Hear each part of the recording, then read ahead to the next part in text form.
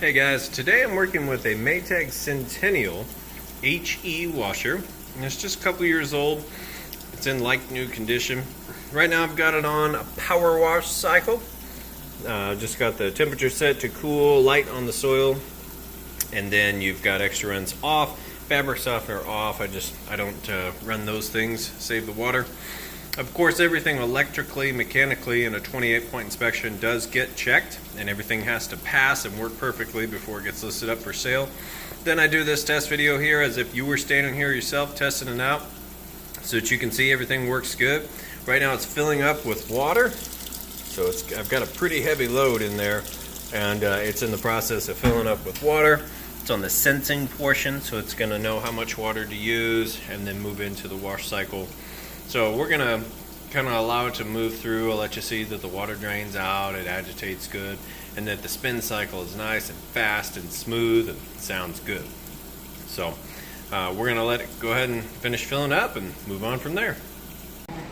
Okay, and it's moved into the wash cycle. It's still pausing to add a little bit more water. This load was pretty heavy, but it got just about full submersion, and the agitation plate on the bottom kind of works those clothes down, in and around. That's how that new style, the HE style, works. So now you know it washes good through the agitation. We're going to let it move on. We'll hear it drain and then go for that spin cycle.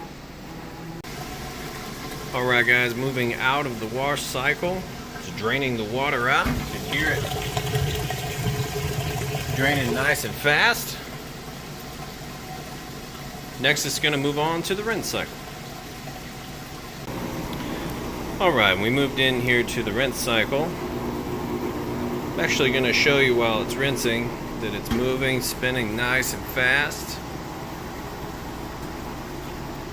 Get the drain running. Nice balanced load. No weird noises or anything like that.